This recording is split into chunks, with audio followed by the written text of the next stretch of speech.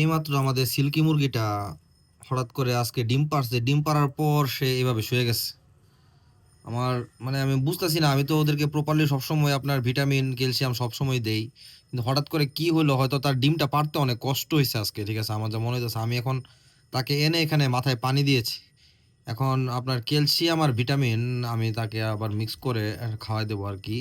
আসলে ভিটামিন বলতে PB71টা খাওয়াই দেবো। PB71টা অনেক উপকারিতা আছে। আপনার কিরকম, এটা অনেক সময় আপনার যেসব কবুতর এভাবে ঝিমায় যায় অথবা মুরগি ঝিমায় যায়, এটা খাওয়াই দিলে ঠিক আছে, অনেক সময় ও শক্তি পায় আর কি শরীরের মধ্যে।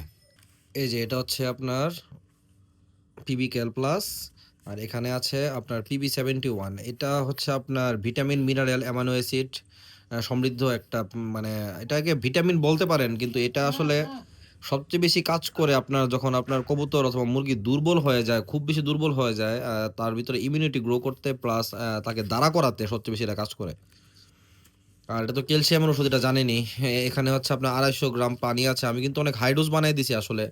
এই যে আমার এখানে 1 গ্রামের যে চামচ আছে, এটা দিয়ে আপনার 1 গ্রাম করে এই 250 ml পানির মধ্যে আমি দিয়ে দিচ্ছি, দিয়ে এরকম একটা সিরিজ দিয়ে 20 ml খাওয়াই দিচ্ছি। এখন দেখা যাক ফলাফল কি হয়। আজকের দিনটা যে আমার জন্য এতটা খারাপ যাবে, আমি মানে এটা আসলে কল্পনা করতে পারতেছি না। এখন আমি লফটে গেলাম, গিয়ে দেখলাম আমার এই লক্ষাটা আপনার অন্য একটা খাঁচার মধ্যে ফাঁসি লাগে মরে রয়েছে। তো আমি নর্মালি ওদেরকে ছেড়ে রাখি, ঠিক আছে, এই যে ওর এই যে ওর কিন্তু পাক সম্পূর্ণ, আমি ওদের ছেড়ে রাখি, ও উড়ে উড়ে বেড়ায় সব সময়। ঠিক আছে, অন্য একটা কবুতরের খাঁচার মধ্যে গিয়া ফাঁসি লাগিয়া মানে মাথা ঢুকাই দিছে আর কি, মাথা ঢুকাইয়া আপনার ফাঁসি লাগিয়া মরে রইল। সকালবেলা একটা মুরগি মারা গেল, এখন এই সিল্কিটারই অবস্থা। ঠিক আছে, এখন আবার এই কবুতরটা মারা গেল, মানে এত খারাপ দিন আজকেরটা আমার জন্য। কবুতর টবুতর সব বাইরে বের করে ফেলছি, আমাদের বাসার মধ্যে এখন চলছে রঙের কাজ। আচ্ছা, এখানে স্পাইডারম্যান রং করতেছে, সে আবার বাইতে খুব উস্তাদ। উড়েন উড়েন, সমস্যা নাই, উড়েন।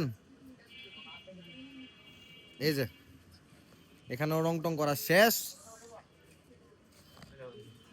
প্রচুর গাছ, যদিও সবকিছু অগোছালো। এখানে ড্রাম টাম সব সরানো হচ্ছে, সরাও সরাও। মল্লিকাটা কিন্তু ভালোই বড় হয়েছে, কি বলেন? যত্ন করলে আরো অনেক সুন্দর হইতো এই যে গাঁদা ফুলগুলা। তবে যত্ন করবো এখন থেকে, আপনাদেরকেও দেখাবো।